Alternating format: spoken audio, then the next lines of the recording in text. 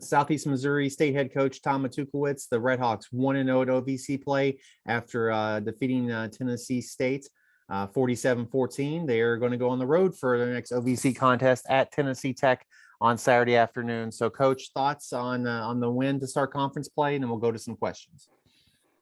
Yeah, I think the biggest thing that stood out was the energy, and we played pretty hard from the start to the finish.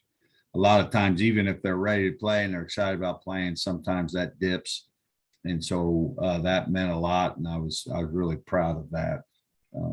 Happy to win at home, and now just like a loss or just like a win, we're moving on. And so looking forward to going to Tech. I'm sure, he's been to our place the last 2 years, so I know that sucker's glad he's not on a bus coming, but I guess I missed you saying hello. So look forward to seeing you this weekend. And, it's the same thing when you play Tech, you got to be ready. They're very well coached, and you get, and it's all three, the kicking game, offense, and defense. So certainly looking forward to that challenge.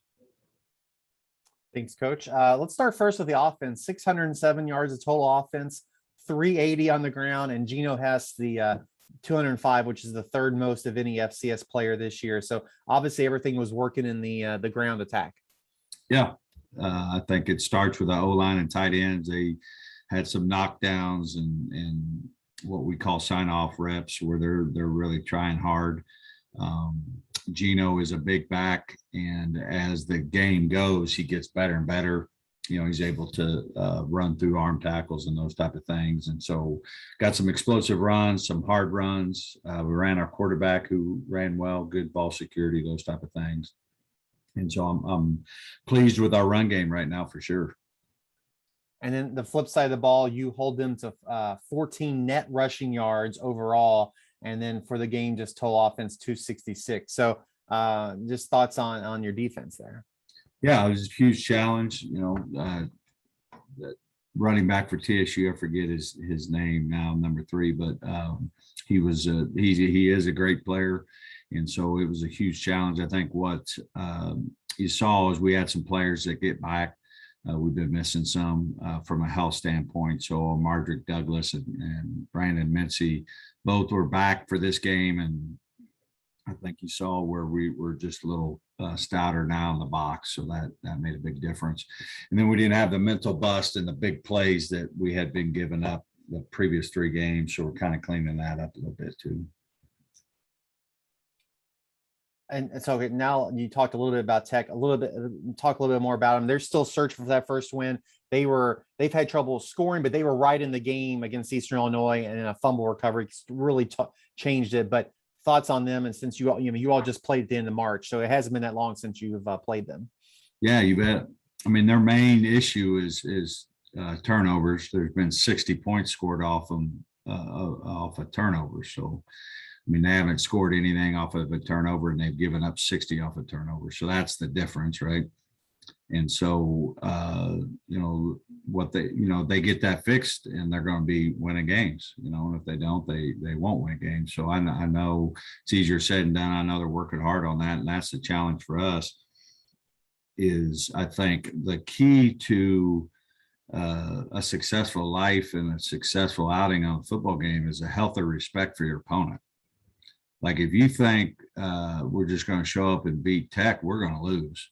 And so I think that's just the message. Like everybody's good enough to beat you, and how hard it really is to win a Division I football game. All those kids are on scholarship just like ours. It's not high school.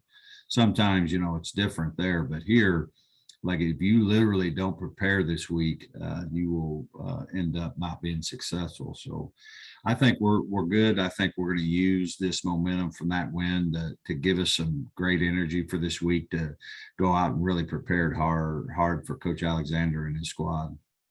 And did that, you played the really challenging non-conference games that we talked about this in previous weeks. Has that helped you get ready for these OVC games that you went out and played tough teams? Yeah, well, it helped us in lots of ways. It definitely tests your mental toughness, because no matter what you say, when you're not successful, it doesn't feel good, So just that mental toughness that this will pass. This is a process of what good teams go through. Is they gotta refine, find problems, find problems, and fix it and get better and move on. But when you're getting beat like that, it's tough. And so we needed some good news. We needed some good things happen to us, and that happened on Saturday.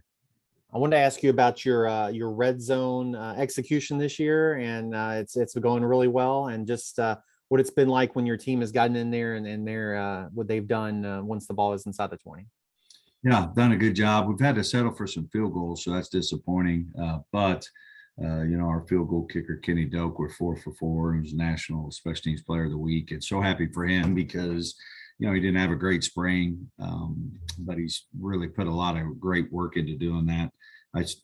We've stubbed our toe down there a little bit for penalties and some things like that. So we just need to continue to work on that. But as things get tight, like margins are small and it's a 1 to 2 possession game, like you have to be able to score touchdowns down the red zone, and you can't have negative yardage plays, like, TFLs, sacks, and penalties will just kill a drive down there. So that's the biggest thing.